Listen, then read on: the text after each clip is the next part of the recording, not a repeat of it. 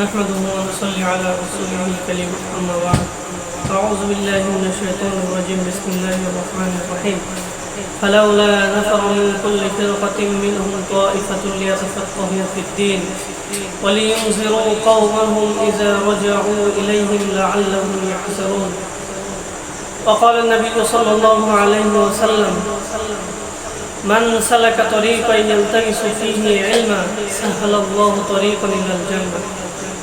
সমস্ত প্রশংসা আল্লাহ তাআলার দরবারে, যিনি আমাদেরকে কিছু কথা শুনবার এবং কিছু কথা বলবার তৌফিক দান করলেন। এই জন্য সকলে শুকরিয়া আদায় করি, আলহামদুলিল্লাহ।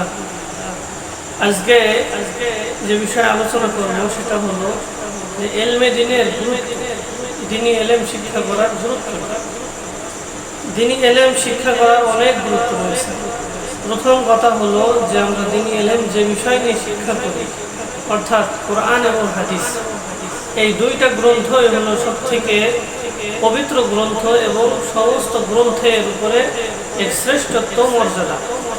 যেমন কোরআন এমন একজনের কথা যিনি হলেন সমস্ত সৃষ্টি জগতের স্রষ্টা। এরপরে হাদিস এমন একজনের কথা যিনি হলেন সমস্ত নবীগণের সর্দার। তো এই সমস্ত কিছু নিয়ে শিক্ষা করা, এর যত বিষয় আছে, যত আফাদ আছে, এগুলো শিক্ষা করাকেই দ্বীনি ইলম শিক্ষা করা বলা হয়। তো দ্বীনি ইলম শিক্ষা করার ব্যাপারে আল্লাহ তাআলা বলেন যে ফালাউলা নাফারা মিন কুল্লি ফিরকাতিন মিনহুম তাইফাতুন লিয়াতাফাক্কাহু ফিদ-দীন।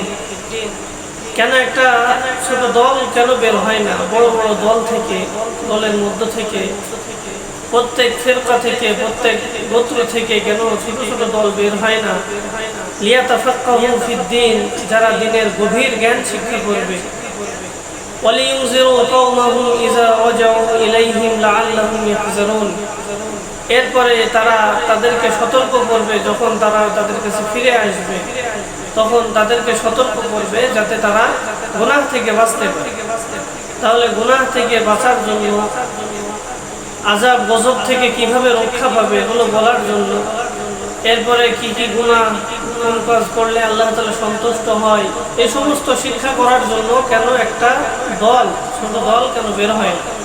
এরা যখন আবার ফিরে আসবে তখন তাদেরকে ভয় দেখাবে, তাদেরকে সতর্ক করবে যাতে তারা পাপ থেকে বিরত থাকতে পারে। তাহলে এর দ্বারা বোঝা যায় যে ছোট ছোট দল দ্বীনের খেদমতের জন্য বের করা, এটি হলো প্রত্যেক গোত্রের জন্য এগুলো দরকার অবশ্য।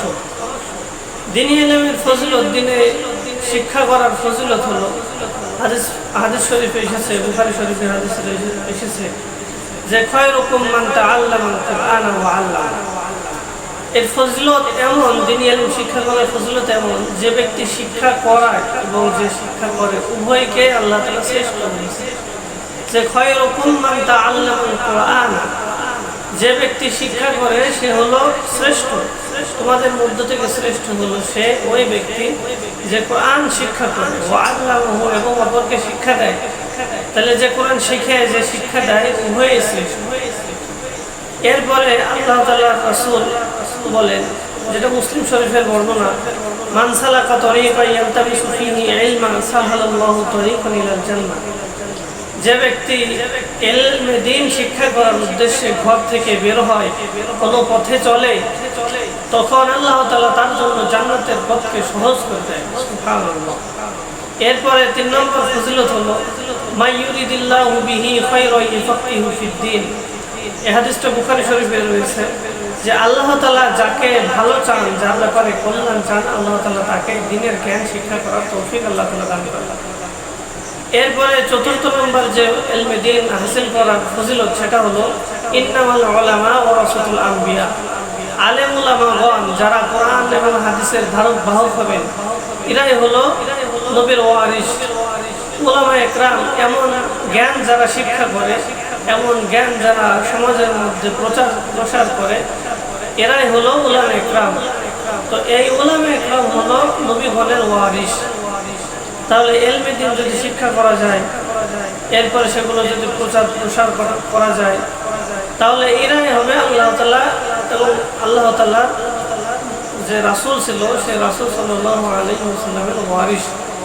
এরপরে আরেকটা ফজিলত হলো যে হাদিস শরীফে এসেছে মান খারাজা ফি তালাবিল ইলমি ফাহুয়া ফি সাবিলিল্লাহ হাত্তা ইয়ারজিয়া, যে ব্যক্তি ইলমে দ্বীন শিক্ষা করার উদ্দেশ্যে বের হলো, যখন সে ঘর থেকে বের হবে তখন সে কেমন যেন আল্লাহ তাআলার রাস্তায় থাকে।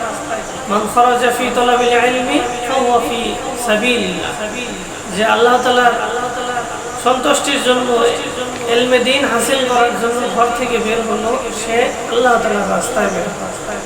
তো হাত্তা ইয়ারজিয়া, যতক্ষণ না সে ফিরে আসবে ততক্ষণ পর্যন্ত সে আল্লাহ তাআলার রাস্তায় থাকে। তো এই যে ফজিলতের কথা বলা হলো, যে সে শ্রেষ্ঠ মানুষ, সে যখন ইলমে দ্বীন হাসিলের জন্য কোনো পথে চলে আল্লাহ তাআলা তার জন্য জান্নাতের পথ সহজ করে দেন, আল্লাহ তাআলা তাকে ইলমে দ্বীন শিক্ষা করার তৌফিক দান করে, যাকে আল্লাহ তাআলা ভালো চান, যার ব্যাপারে কল্যাণ চান।